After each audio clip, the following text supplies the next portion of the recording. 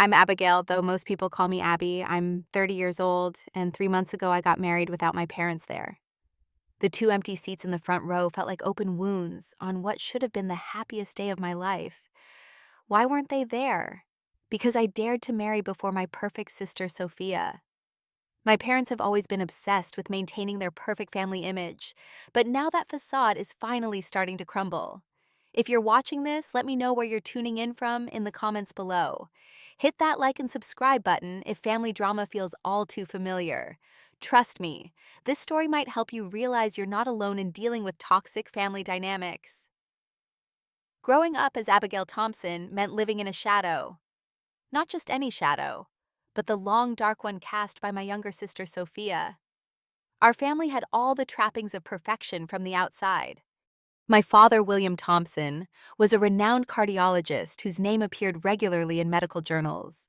My mother, Eleanor, was the queen of social events in our affluent suburb, orchestrating charity galas that attracted the local elite. Then there was Sophia, 2 years younger than me, but somehow always steps ahead. From the moment Sophia could walk and talk, it became clear she was the golden child. With her perfect blonde curls that matched our mother's and a natural charm that made adults coo over her, she seemed destined for the spotlight. I, on the other hand, inherited my father's more ordinary brown hair and quiet demeanor. Not that there was anything wrong with me. I was a good student, had friends, and discovered early on that I had a knack for creative writing. But in the Thompson household, good wasn't enough when perfect existed just down the hall. Abby, why can't you sit straight like your sister? My mother would adjust my posture at dinner parties. Abby, Sophia got straight A's again. Maybe she could help you with your B in chemistry. These comparisons became the background noise of my childhood so constant, I almost stopped hearing them. Almost. The first memory I have of truly understanding my place in the family hierarchy came when I was 8. I'd won a story writing contest at school, and my teacher had called home specifically to tell my parents how talented I was. I'd waited all day clutching my certificate, ready for the praise that surely would come. "That's nice, dear," my mother had said, barely looking up from the sheet music she was organizing for Sophia's upcoming piano recital. "Put it on the fridge if you want." My father hadn't even acknowledged it, too busy filming Sophia practicing her scales. The certificate ended up in my desk drawer instead. As we entered our teenage years, the disparity grew more pronounced. Sophia blossomed into a talented pianist, winning regional competitions by 14. She maintained perfect grades while also becoming one of the most popular girls in school. I found my place in the school newspaper and debate team areas where Sophia showed no interest, but my achievements there were treated as quaint hobbies rather than serious pursuits. The defining moment came on my 16th birthday. I'd been looking forward to it for months. 16 felt like such a milestone. My parents had promised a special dinner, just the four of us, at my favorite restaurant. I'd even bought a new dress with money I'd saved from my part-time job at the local bookstore. The day arrived, and I came downstairs in my dress hair, done only to find my mother frantically packing Sophia's performance gown. "Oh, Abby, I'm so sorry. We completely forgot that tonight is the state music competition finals. Sophia just got called to fill in for another pianist who got sick. It's such an opportunity. Scouts from Juilliard might be there." My birthday dinner was canceled. No discussion, no compromise. Instead, I sat in an auditorium watching Sophia play Chopin, while my parents beamed from the front row. We grabbed fast food on the way home, and my mother promised we'd do something special soon. We never did. I learned to stop expecting anything. When I got into Northwestern University with a partial scholarship for journalism, my parents' response was lukewarm at best. "It's not an Ivy League, but I suppose it's fine," my father had said before, immediately turning the conversation to Sophia's prospects at Juilliard. I started to build a wall between myself and my family. I came home less during college breaks, choosing instead to stay with friends or take internships in different cities. I threw myself into my studies and campus activities, determined to create an identity separate from Sophia's less impressive sister. The distance helped me heal, but the ache of wanting parental approval never fully disappeared. Every achievement in my life came with a mental calculation. Would this finally be enough to make them proud? Would this finally make them see me the straight A's in my journalism major? The editorship of the college newspaper, the prestigious summer internship at the Chicago Tribune, none of it seemed to tip the scales. Meanwhile, Sophia continued her ascent, performing at prestigious venues and collecting accolades. Family phone calls inevitably centered around her latest triumph, with perhaps a cursory, "And how are your classes, Abby?" tacked on at the end. By the time I graduated college, I had accepted a painful truth. I would never be the favorite child. I would never be the one whose accomplishments were celebrated with champagne toasts and proud phone calls to relatives. I would always be the other Thompson girl, the one who was just fine, just good enough, just there. But acceptance didn't mean surrender. Instead, it became my first step toward freedom. College graduation marked the beginning of my independence. With my journalism degree in hand and a job offer from a digital marketing agency in Chicago, I moved into a small apartment downtown 40 minutes and a psychological world away from my parents' suburban mansion. My new life was entirely my own creation. I decorated my apartment with colorful, eclectic pieces that would have horrified my mother's coordinated aesthetic sensibilities. I made friends who knew nothing about Sophia or my family. I dated occasionally, though nothing serious developed. Most importantly, I began to discover who Abigail Thompson was, when not defined as someone's daughter or someone's sister. The marketing world suited me better than I'd expected. My writing skills and analytical mind helped me rise quickly from junior copywriter to content strategist within 2 years. I found satisfaction in crafting campaigns that resonated with audiences, in seeing tangible results from my creative efforts. For the first time, I felt competent and valued. I maintained obligatory contact with my family, holiday visits, occasional Sunday dinners, but kept conversations superficial. Sophia had graduated from Juilliard and was building her career as a classical pianist, performing with increasingly prestigious orchestras. My parents continued to orbit around her achievements, which suited me fine. The less attention on me, the less disappointment I had to manage. Then James entered my life, changing everything. We met at a digital marketing conference where he was speaking about user experience design. Tall, with kind eyes and a quick laugh, he approached me after I'd asked a particularly incisive question during his presentation. "That was the best question I fielded all day," he said, extending his hand. "James Wright." "Abigail Thompson," I replied, noticing how his handshake was firm but not aggressive. "But everyone calls me Abby." We ended up talking through the networking mixer and continuing over dinner. Unlike most first dates where I carefully curated what I shared with James, I found myself telling the unvarnished truth about my family dynamics within hours of meeting him. "Wow," he said after I described my 16th birthday. "That's genuinely awful, Abby." His validation was like rainfall after drought. No, "I'm sure they meant well," or "all families have problems." Just simple recognition of the pain I'd experienced. James had his own complicated family history. Parents who divorced bitterly when he was 12, shuttling between households where he often felt like an inconvenience. Perhaps that shared experience of parental disappointment helped forge our connection, but it was more than that.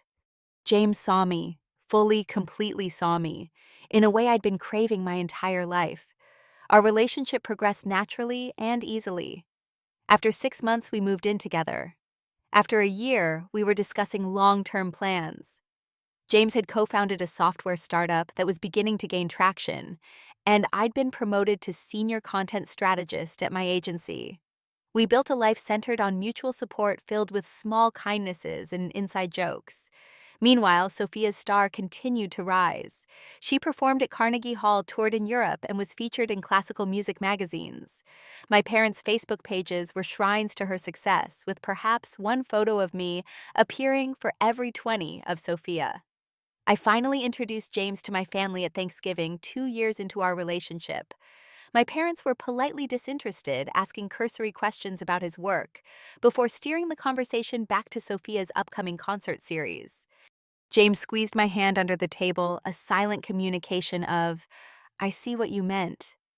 A few months later, Sophia brought her new boyfriend Daniel to Sunday dinner. He was a neurosurgeon from a wealthy family, handsome and polished in a way that perfectly complemented Sophia's elegance. My parents were immediately enchanted, spending the entire meal asking about his career, his family connections, his ambitions. We always knew Sophia would find someone special. My mother gushed, while my father nodded approvingly. I noticed how Sophia brightened under their praise, but also how she shot me apologetic glances when they became too effusive. Despite everything, we'd maintained a cordial relationship, occasionally meeting for coffee when her schedule permitted. I didn't blame her for our parents' behavior. She hadn't asked to be the favorite. After dessert, my mother touched Sophia's hand and said something that would later prove fateful. "I always imagined you'd be the first to walk down the aisle, dear. You've always done everything in the right order." Sophia looked uncomfortable. "Mom, Abby and James have been together longer than Daniel and me." "Yes, but there's a natural order to these things," my mother insisted. "The younger sister doesn't marry before the older and established families. It's tradition." I felt James stiffen beside me. I changed the subject quickly, but the message was clear. Even in marriage, I was expected to wait my turn behind Sophia. As we drove home that night, James was unusually quiet. Finally, he asked, "Do they always dismiss you like that?" "Pretty much my whole life," I admitted. He shook his head. "They have no idea what they're missing in you, Abby. No idea at all." That night, curled against him in our bed, I realized I had finally found what I'd been searching for my whole life. Someone who saw my worth without question or comparison. And it struck me that perhaps I had surpassed Sophia in the most important way of all. I had found real love, not approval contingent on performance. Spring arrived with cherry blossoms and warmer breezes, and with it, a shift in my relationship with James. We'd been talking casually about marriage for months, but suddenly the hypothetical future felt more immediate. James's startup had secured significant funding, my career was flourishing, and we'd found a rhythm together that felt both comfortable and exciting. We planned a weekend getaway to Michigan's wine country, staying at a charming bed and breakfast overlooking rolling vineyards. The first day we toured wineries, sampled local cheeses, and hiked along the lakeshore. That evening, after a gourmet dinner at the region's best restaurant, James suggested a moonlit walk through the vineyard. Under a canopy of stars surrounded by budding grapevines, he stopped and turned to me. My heart skipped, sensing what was coming. "Abby," he began, his voice slightly unsteady. "You know I'm a software guy, so I tend to see the world in terms of patterns and algorithms." I smiled, loving his nerdy approach.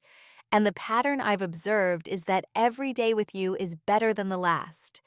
Every challenge is more manageable with you by my side. Every joy is multiplied when shared with you." He reached into his pocket and knelt on one knee. "My analysis leads to one conclusion: I want to spend the rest of my life with you."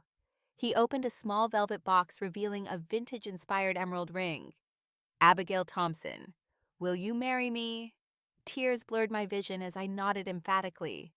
"Yes," I managed through my emotion. "Absolutely yes." The ring slid perfectly onto my finger, and as he rose to embrace me, I felt a sense of rightness I'd rarely experienced. This was my choice, my happiness, my future, unburdened by comparison or expectation. Later that night, as we celebrated with champagne in our room, James broached the subject we'd both been avoiding. "How do you want to handle telling your family?" My happiness dimmed slightly. "They won't be thrilled." "Because of what your mom said about Sophia marrying first?" "Partly that, but also because you're not what they'd consider an ideal match." I traced the rim of my glass. "You're successful, but not in a field they value. You didn't go to an Ivy League school. Your parents aren't country club members." James nodded thoughtfully. "What if we just eloped?" The idea was tempting, avoiding the drama starting our married life without the cloud of familial disappointment. But something in me resisted. "No," I said finally. "I don't want to hide or apologize for our happiness. We'll tell them directly and deal with whatever reaction comes." The following Sunday, we joined my family for their traditional dinner, my engagement ring burning a hole in my purse. I decided not to wear it until after we'd made our announcement. Sophia and Daniel were there, still in the glow of early romance that my parents encouraged at every turn. Daniel just received an offer to join the neurosurgery department at Mass General. My father announced proudly, as though Daniel were already his son. "Congratulations," James said sincerely, always gracious despite the constant reminders of the family's preferences. After the main course had been cleared, I took a deep breath and reached for James's hand under the table. "We have some news to share," I said, my voice steadier than I felt.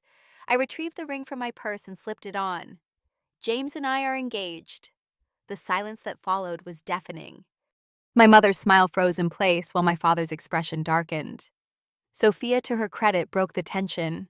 "Congratulations," she exclaimed, rising to hug me. "The ring is beautiful." My mother recovered next, her voice tight. "This is unexpected." "We've been together for 3 years, Mom," I pointed out. "It's not that unexpected." "But you know that in our family," she began, then glanced at Sophia and Daniel. My father cleared his throat. "I think what your mother is trying to say is that there's a proper order to these things. Sophia is already on a path with Daniel, and as the younger daughter tradition dictates." Tradition.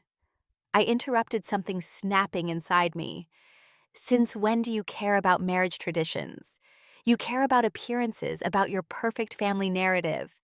"Abigail," my mother hissed, "that's quite enough." "No, it's not enough. It's never been enough." Years of suppressed frustration boiled to the surface. "Nothing I do will ever be enough for you two. If I'd become a brain surgeon or concert pianist, you'd still find some way Sophia did it better." "That's not fair," my father said, his face flushing. "Isn't it? Name one time you put my needs or accomplishments ahead of Sophia's." "One time." The silence that followed was answer enough. "This is ridiculous," my mother finally said. "Of course we're proud of both our daughters, but there are certain ways things are done in families like ours." "Families like ours?" James asked, his tone deceptively calm. "You mean families where one child is valued above the other?" My father's eyes flashed with anger. "Young man, you do not understand our family dynamics, and I suggest you stay out of this discussion." "With all due respect, sir," James replied, "I understand more than you think. I understand that Abby is extraordinary, brilliant, compassionate, and stronger than anyone gives her credit for. I understand that she deserves to be celebrated, not constantly compared. And I understand that I intend to marry her whether you approve or not." I squeezed his hand, my heart swelling with love and gratitude. My father pushed back from the table. "If you insist on disrupting the natural order of our family, don't expect our support, emotional or financial." I almost laughed. "I haven't depended on your financial support since college, Dad, and I stopped expecting emotional support long before that." Sophia looked distressed. "Everyone, please." "No, Sophia," my mother interrupted. "Your sister is being selfish as usual. She knows what this will do to our family's standing, to our relationships with the Andersons and the Prestons." These were prominent families in our social circle, whose opinions my mother valued absurdly. "This isn't about other families," I insisted. "This is about James and me wanting to get married, that's all." "If you go through with this before your sister's engagement is formalized," my mother said coldly, "don't expect us at the wedding." The ultimatum hung in the air like a thundercloud. Sophia looked torn between loyalty to our parents and sympathy for me. Daniel appeared deeply uncomfortable, while James remained steady beside me. "That would be your loss," I finally said, standing up. "James and I are getting married in 6 months. You're welcome to attend if you can set aside your ridiculous favoritism for one day. If not, we'll manage without you." As we walked out to our car, leaving stunned silence behind us, tears finally escaped. James pulled me into his arms in the driveway. "I'm sorry," he whispered against my hair. "I'm so sorry they can't see what I see." "I knew this would happen," I said, wiping my eyes. "But knowing doesn't make it hurt any less." "What do you want to do? We can postpone, wait until after Sophia." "No," I interrupted firmly. "I won't put my life on hold anymore. We're getting married in October as planned." As we drove away from my childhood home, I felt both hollowed out and strangely liberated. The worst had happened. My parents had rejected my happiness. And yet I was still standing still, loved, still moving forward. Perhaps that was the most important victory of all. The months following our announcement passed in a blur of wedding preparations and growing tension. I sent formal invitations to my entire family, including extended relatives I hadn't seen in years. My mother called exactly once, asking if I was still insistent on this unfortunate timing. When I confirmed our plans remained unchanged, she sighed dramatically and said, "Then I suppose there's nothing more to discuss." My father didn't contact me at all. According to my Aunt Linda, my mother's sister, and the only family member who regularly kept in touch, he had declared the subject of my wedding closed for discussion in their household. Linda became my unexpected ally. Over lunch in a quiet cafe, she confided, "I've watched how they've treated you since you were little Abby. It's not right, and it never has been." "Why didn't you ever say anything?" I asked, not accusingly, just curious. She looked down at her salad. "I tried in the beginning. Your mother accused me of jealousy because I couldn't have children of my own. After that, I thought at least I could be there for you in other ways." And she had been, attending my school plays when my parents were at Sophia's recitals, remembering my birthdays with thoughtful gifts, listening when I needed to vent. I'd never fully appreciated how intentional her support had been. "I've tried talking to them about the wedding," she continued. "They won't budge. Your mother is convinced you're deliberately trying to upstage Sophia, and your father backs her completely." "And Sophia?" I asked hesitantly. My sister and I had exchanged a few awkward texts since the disastrous dinner, but nothing substantial. Linda's expression softened. "She's caught in the middle, poor girl. I think she wants to support you, but she's terrified of losing your parents' approval. She's never had to live without it the way you have." That insight stuck with me. Sophia had been trapped by our parents' preference, as surely as I'd been diminished by it. Her prison might have been gilded, but it was a prison nonetheless. 3 months before the wedding, Sophia asked to meet for coffee. She looked thinner than usual, shadows under her eyes, suggesting she wasn't sleeping well. "Daniel proposed," she said without preamble, not meeting my eyes. My stomach dropped. "Congratulations," I managed. "When's the wedding?" "2 months after yours would have been," she said, then winced at her phrasing. "I mean, after yours will be. So you're not coming either," I concluded, fighting to keep the hurt from my voice. "Abby, you don't understand the pressure. Mom and Dad have already booked the country club, started contacting designers for my dress, without even asking if that's what you want." She looked away. "It's easier this way." "For whom?" I challenged. "For everyone," she whispered. "Can't you just postpone, just for a few months? Then everything would be fine." The request so casually made ignited something in me. "No, Sophia. I won't postpone my life for their comfort anymore. I've been doing that since we were children." "That's not fair," she protested weakly. "Isn't it? Think about it. My 16th birthday dinner canceled for your recital. My college graduation celebration shortened because of your showcase. My entire existence relegated to the background of the Sophia show." Tears welled in her eyes. "I never asked for any of that." "No, you didn't," I conceded, softening slightly. "But you never refused it either. You never stood up for me. And you want me to do that now? Choose you over them. I want you to choose what's right. I want you to be my sister just once when it counts." She stared into her untouched coffee. "I can't lose them, Abby. I don't know who I am without their approval." Those words, so honest, so revealing, extinguished my anger. Sophia wasn't my enemy. She was another casualty of our parents' dysfunctional value system. "I understand," I said gently. "But someday, Sophia, you'll have to decide whether living for their approval is worth losing yourself." We parted with a brief, awkward hug, both knowing a line had been drawn that neither of us would cross. As the wedding approached, RSVPs trickled in. Most of my extended family declined, likely pressured by my parents. James's family thankfully embraced our marriage wholeheartedly, his parents treating me with a warmth that highlighted the coldness of my own.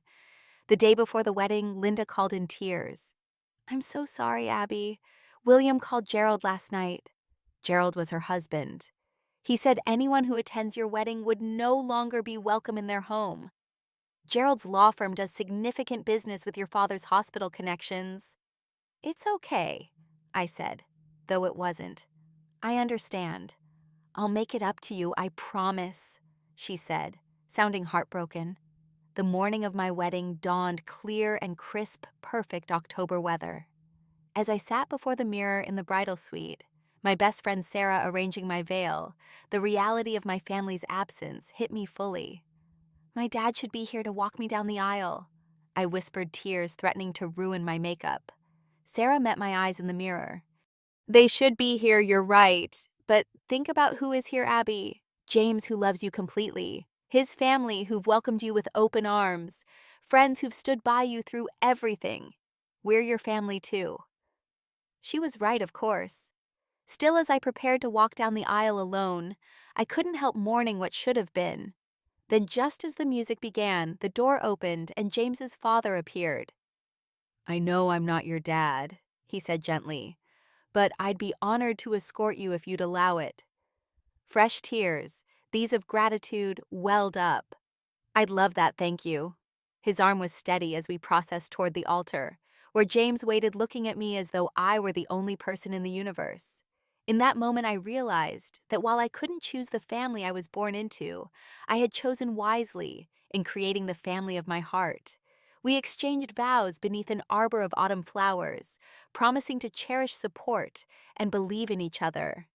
When the officiant pronounced us husband and wife, the applause from our assembled loved ones felt like a healing balm on old wounds. At the reception, we danced and celebrated, surrounded by genuine joy. If anyone noticed the absence of the bride's parents and sister, they were kind enough not to mention it. When it came time for the traditional father-daughter dance, James's father stepped in again, whispering, "I hope this is okay." "It's more than okay," I assured him, blinking back tears. "It's perfect." Later that night, as James and I prepared to leave for our honeymoon, he asked quietly, "Any regrets?"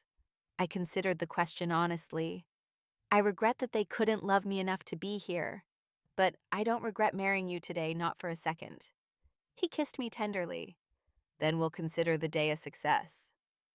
As our car pulled away from the venue, I gazed back at the twinkling lights and thought about the empty chairs, the missing faces.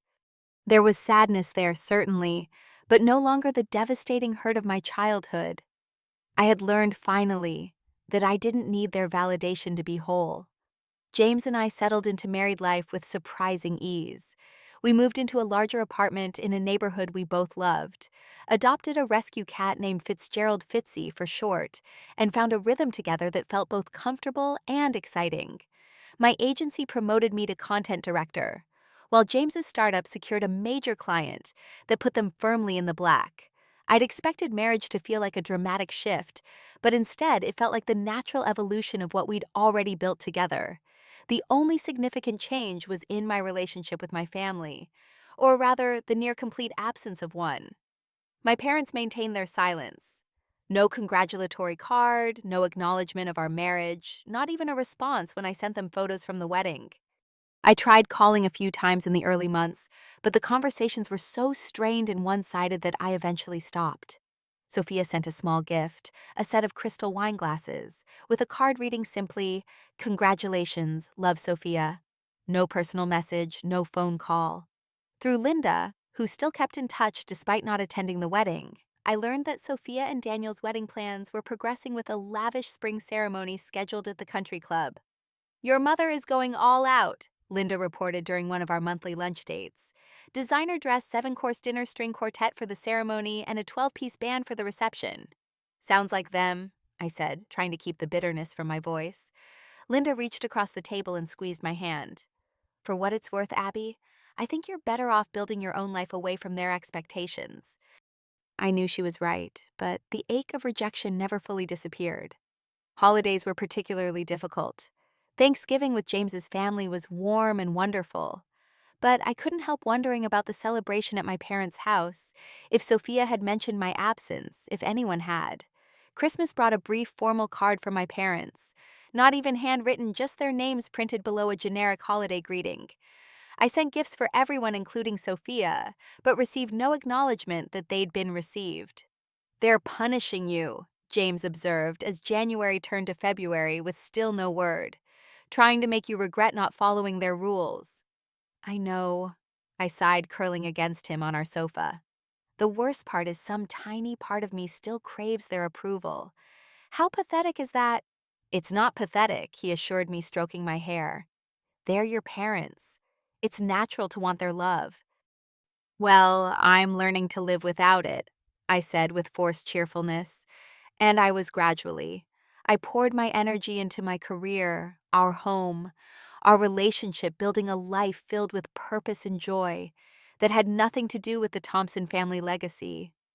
When thoughts of my parents or Sophia threatened to pull me into melancholy, I reminded myself of all I had gained by breaking free of their expectations.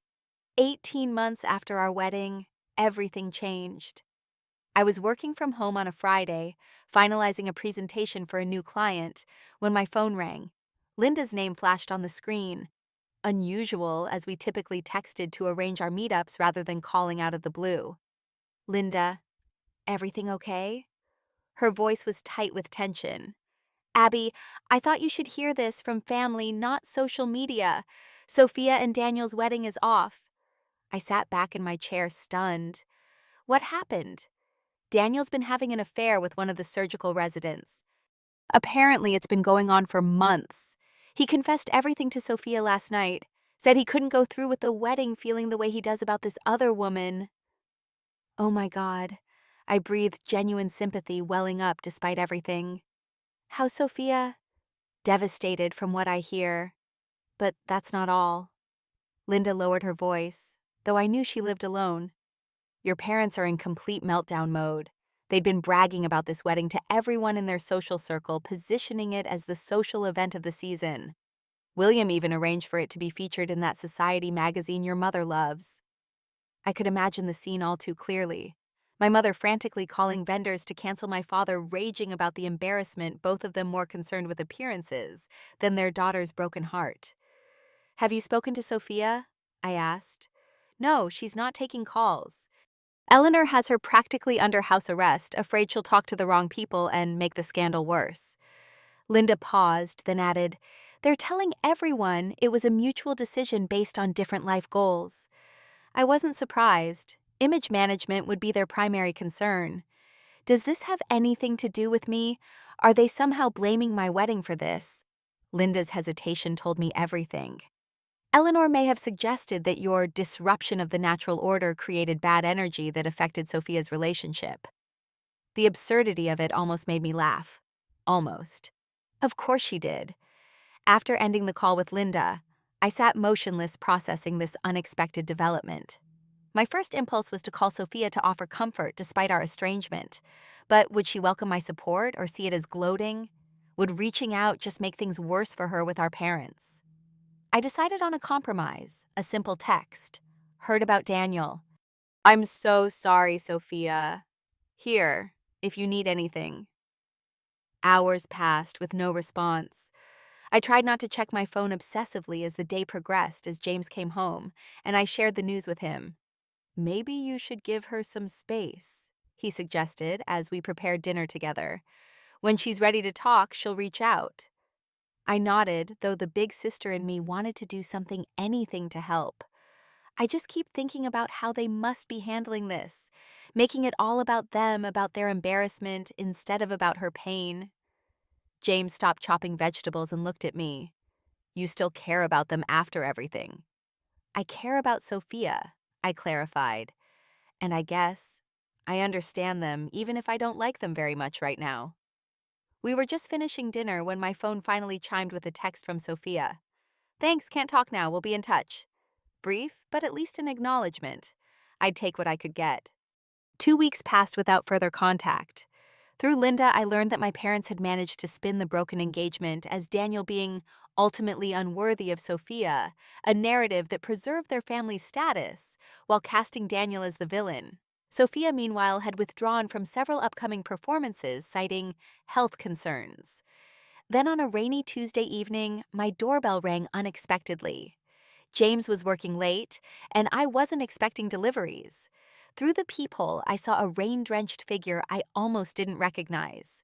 Sophia stood on my doorstep, hair plastered to her head, makeup streaked by either rain or tears, clutching a small overnight bag. I yanked the door open. Sophia, What are you doing here? Come in, you're soaked. She stepped inside hesitantly, looking around as if she'd entered a foreign country. In a way, I suppose she had. She'd never visited my married home before. I didn't know where else to go, she said, her voice barely audible. I guided her to the bathroom, gave her towels and dry clothes, made hot tea while she changed. When she emerged swimming in my sweatpants and hoodie, she looked younger and more vulnerable than I'd seen her in years. Daniel's getting married, she blurted as I handed her the tea.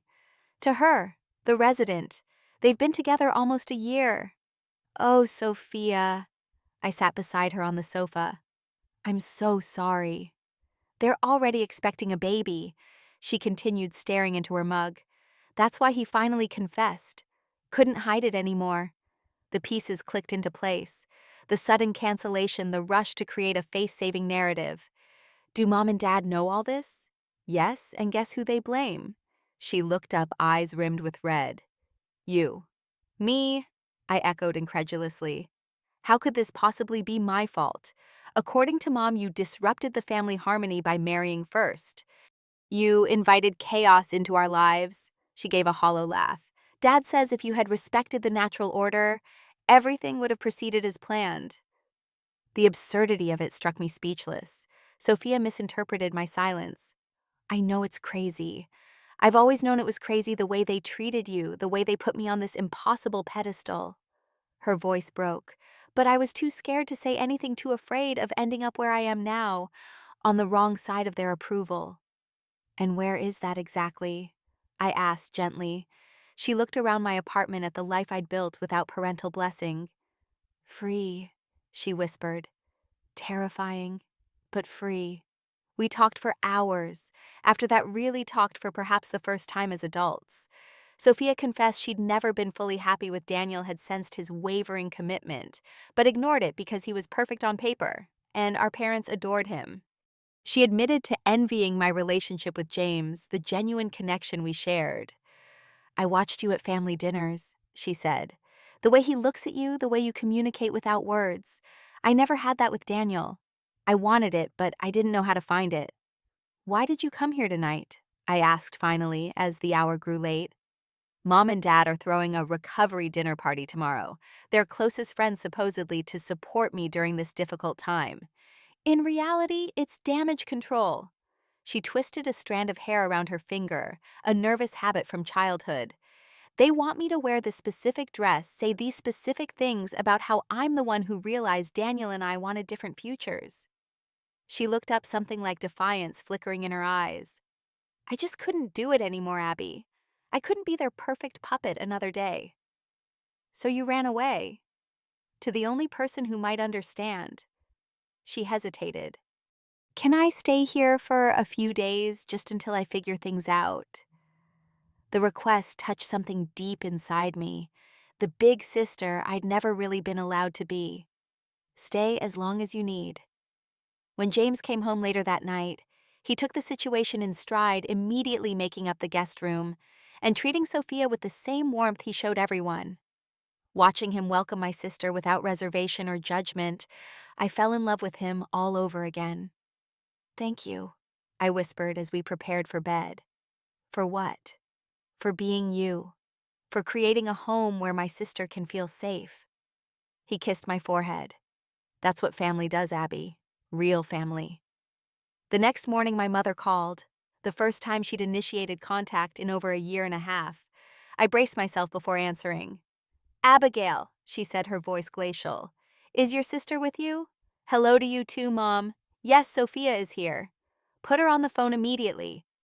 She's sleeping, I lied, glancing at Sophia, who was sitting across the kitchen table, shaking her head vehemently. This is completely unacceptable. We have 20 people coming for dinner tonight. The florist is already here. Of course, that was her concern. Not Sophia's well-being, but the flower arrangements. Mom, Sophia needs some time to process everything that's happened. She'll call you when she's ready. This is your doing, she hissed. You've always been jealous of her, always wanted to undermine our family. Now you've dragged her into your rebellion. The accusation was so unfair it stole my breath. That's not what happened. Put her on the phone. Each word was razor sharp. No, I said, simply finding strength I didn't know I had. Goodbye, Mom. I hung up, hands shaking slightly. Sophia looked at me with something like awe. I've never heard anyone say no to her like that, she whispered. Practice makes perfect, I replied with a grim smile. We expected that to be the end of it, at least for the day. We were wrong. That afternoon, as I was helping Sophia look at apartment listings online, the doorbell rang. Through the peephole, I saw my parents standing in the hallway, my father's face stormy, my mother's expression tight with controlled rage. It's them, I told Sophia, whose face drained of color. I can't face them yet, she said, panicked. Please, Abby. Go to the bedroom, I instructed. Lock the door, I'll handle this. Once she was safely hidden, I opened the door but remained firmly in the doorway blocking entry. Where is she? My father demanded without greeting. Hello to you too, Dad. It's been almost 2 years since we've spoken. This isn't about you, Abigail, my mother snapped. This is about your sister making a terrible mistake. We have guests arriving in 3 hours. And that's more important than how she's feeling right now, I challenged. You have no idea what's at stake, my father said dismissively. Our standing in the community. Your standing, I interrupted, incredulous. Your daughter's fiancé cheated on her, got another woman pregnant, and you're worried about your reputation. They exchanged glances, clearly not expecting me to know these details. This is precisely why we need to manage this situation carefully, my mother said, lowering her voice. Sophia is upset and not thinking clearly. She needs our guidance. No, what she needs is support. Actual emotional support, not instructions on how to minimize your embarrassment. My father's face darkened. You have no right to interfere in this situation. You removed yourself from this family when you defied our wishes. Something snapped inside me, the last thread of restraint I'd been clinging to. I didn't remove myself from this family. You pushed me out just like you've been pushing me to the margins my entire life. That's ridiculous, my mother scoffed. Is it my 16th birthday dinner canceled for Sophia's recital, my college graduation barely acknowledged while you threw a party for Sophia's summer program acceptance, my wedding boycotted because I dared to marry before your golden child? You've always been dramatic, my father said dismissively, always looking for attention. No, I've been looking for parents, I fired back, for people who could love both their children equally, who could see value in different kinds of success, different paths. We've always treated you and your sister the same, my mother insisted. The blatant lie was almost laughable. Mom, you've never even hung a photo of my wedding in your house. You've got an entire wall dedicated to Sophia's performances. That's different. It's not different. My voice rose despite my efforts to stay calm. It's exactly the same pattern that's existed my whole life. And you know what the saddest part is? It didn't just hurt me. It hurt Sophia, too. That got their attention. My father's brow furrowed. What are you talking about? You put so much pressure on her to be perfect that she couldn't even admit when her relationship was falling apart. She stayed with a man who was cheating on her because she was terrified of disappointing you. That's absurd, my mother said, but with less conviction. Is it? Ask her yourself. If she wants to talk to you, which right now she doesn't. My father stepped forward, using his height to intimidate, as he had throughout my childhood. We're not leaving without Sophia. I stood my ground.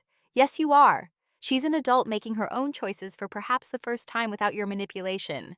And I'm going to make sure you give her that space. You've always been selfish, my mother spat, always thinking only of yourself. The irony was too much. That's rich coming from you, Mom. Your perfect family image isn't about any of us. It's about you, your status, your pride, your reputation. How dare you speak to your mother that way? My father growled. How dare I? How dare you treat your daughters like trophies instead of people? How dare you make Sophia feel that your approval is contingent on her perfection?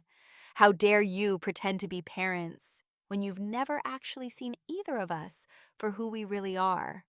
My voice had risen again, and I forced myself to take a breath.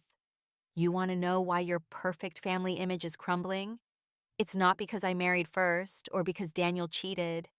It's because it was never real to begin with. It was a facade built on conditional love and impossible expectations. My mother's face crumpled slightly, the first genuine emotion I'd seen from her in years. My father, however, only hardened. When Sophia comes to her senses, tell her she knows where to find us, he said coldly, taking my mother's elbow. Until then, she can enjoy her rebellion. As they walked away, my mother glanced back, once an unreadable expression on her face. I closed the door and leaned against it, suddenly exhausted. Sophia emerged from the bedroom, eyes wide. "I heard everything," she whispered. "I'm sorry," I said, unsure what else to offer. She shook her head slowly. "Don't be. That was incredible. You said all the things I've never had the courage to say." "They'll come around," I said, not entirely believing it myself. "Maybe," Sophia replied, "but for the first time I'm not sure I care if they don't." We looked at each other, two sisters raised in the same house but having lived very different experiences, finally seeing each other clearly. "What now?" she asked. I smiled, feeling a weight lift that I'd carried my entire life. "Now we figure out who we are without their definitions. Together, if you want." She nodded, tears shining in her eyes, but a smile breaking through. "I'd like that. I'd really like that." The 6 months that followed became a period of transformation for both of us. Sophia moved into her own apartment in my neighborhood, began therapy, and gradually reclaimed her musical career, but on her terms. Instead of the prestigious classical venues our parents had pushed her toward, she took a position teaching piano at a community arts center and joined a chamber group that performed modern compositions. "I never realized how much I was performing for them, not for myself," she told me over dinner one evening. "Now when I play, I actually feel the music instead of worrying about technical perfection." I watched my sister bloom as she shed the weight of expectations. She cut her hair short, something our mother had always forbidden, started wearing bold colors instead of the pastels our mother preferred, and even began dating a kind, bearded music therapist named Michael, who couldn't have been further from the polished Daniel. Meanwhile, James and I discovered we were expecting our first child. A surprise, but a welcome one.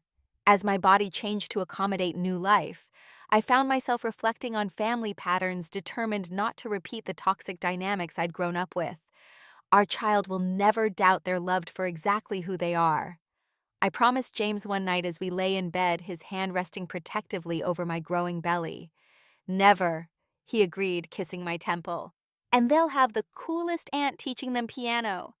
Sophia had indeed embraced her role as future aunt, with enthusiasm, already planning tiny music lessons and browsing for baby-sized instruments online. My parents maintained their distance, though Linda reported that my mother occasionally asked careful roundabout questions about both Sophia and me. My father apparently refused to discuss us at all, changing the subject whenever our names arose. The breakthrough when it came was unexpected. Linda called one afternoon in early spring. "Your mother wants to meet for lunch," she said without preamble, "with both you and Sophia." I nearly dropped the phone. "Why now?" "I'm not entirely sure," Linda admitted, "but I think seeing both her daughters build happy lives without her approval has cracked something in her. She's different lately, quieter, less concerned with appearances." I discussed it with Sophia that evening. She looked apprehensive but resolute. "I think we should go," she said finally. "Not for her, but for us. For closure, if nothing else." We agreed to Linda's proposal, a private lunch at her home neutral territory, where our mother wouldn't be concerned about public appearances, and we wouldn't feel trapped in the family dynamic. The day arrived with a mix of spring sunshine and scattered clouds, fitting weather for the uncertain nature of our reunion. Sophia and I arrived together, a united front. Linda greeted us with warm hugs and whispered encouragement before showing us to her dining room where our mother waited. Eleanor Thompson had aged. Not dramatically. She was still elegant, still carefully put together. But there was a weariness around her eyes I'd never seen before, a slight slump to shoulders that had always been rigidly straight. "Girls," she said softly, rising halfway before sinking back into her chair. "Mom." We responded in unison, taking our seats. Linda served a light lunch, quiche and salad, and made valiant attempts at neutral conversation until my mother finally interrupted her. "Linda, dear, would you mind giving us a few minutes?" After Linda retreated tactfully to the kitchen, An uncomfortable silence descended. I placed a protective hand over my now visible pregnancy, a reflexive gesture of shielding. "You look well," my mother said stiffly. "Both of you." "We are well," Sophia replied. "Better than we've been in a long time." My mother flinched slightly but nodded. "I suppose I deserve that." The admission, small but unprecedented, caught us both by surprise. "Your father and I," she began, then corrected herself. "No, I won't hide behind that. I made mistakes. Many mistakes." Sophia and I exchanged shocked glances. In 30 years, I'd never heard our mother admit error. "When you were born, Abigail," she continued, her voice unsteady, "I had such dreams. You were going to have everything I didn't.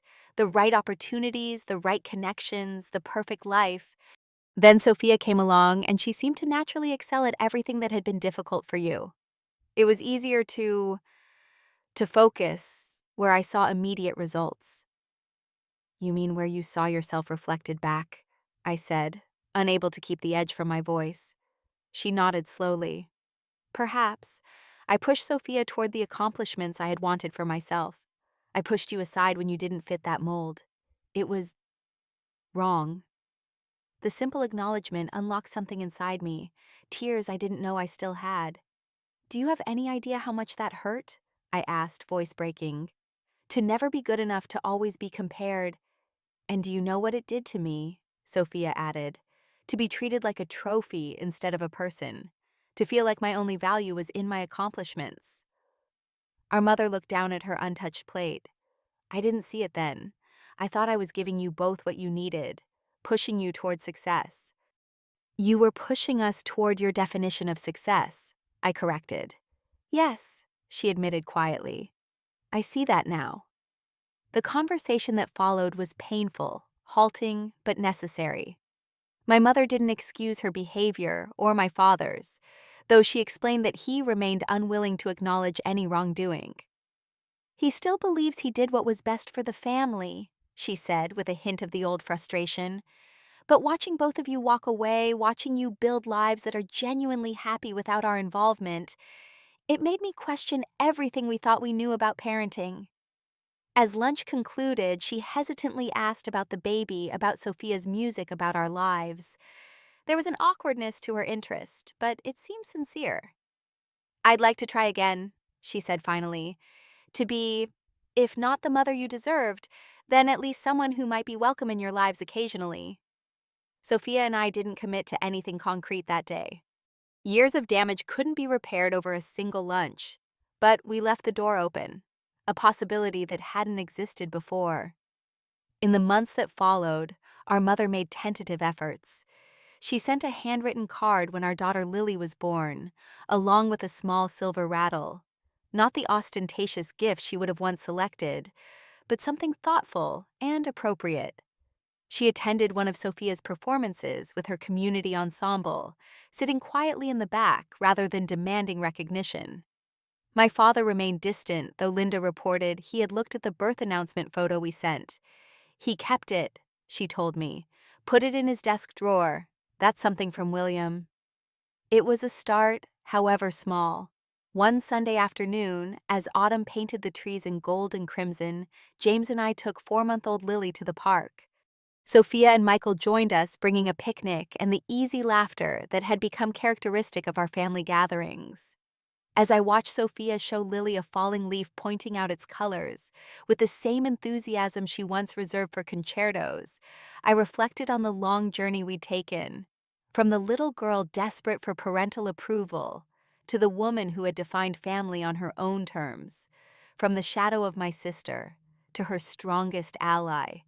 The perfect family image my parents had cultivated for so long had indeed crumbled. But from its ruins, something authentic had emerged. Something imperfect, but real, built on acceptance rather than expectation. Love rather than performance. Lily gurgled happily as Sophia tickled her tiny feet, and James squeezed my hand silently, acknowledging the moment's perfection. "You know what I realized?" I said, leaning against his shoulder. "What's that?" The family I always wanted wasn't the one I was born into. It was the one I got to build. Sophia looked up, catching my words, and smiled.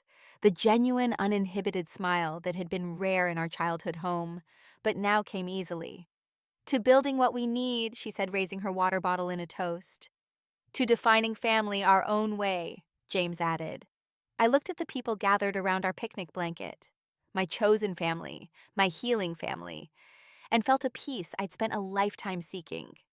To loving without conditions, I said, completing the toast, and to second chances when they're earned. As the afternoon light filtered through autumn leaves, casting a golden glow over our small gathering, I knew that while the path forward might not always be smooth, it was unquestionably ours to shape. If you've made it to the end of my story, I'd love to hear your thoughts. Have you ever had to redefine family on your own terms? Did you find the strength to break free from toxic relationships, or are you still working toward that goal? Share your experiences in the comments below. And if this story resonated with you, please like, subscribe, and share it with someone who might need to hear that they're not alone. Remember, family is what we make it, and sometimes the most beautiful connections grow from the most painful breaks. Thank you for listening to my journey.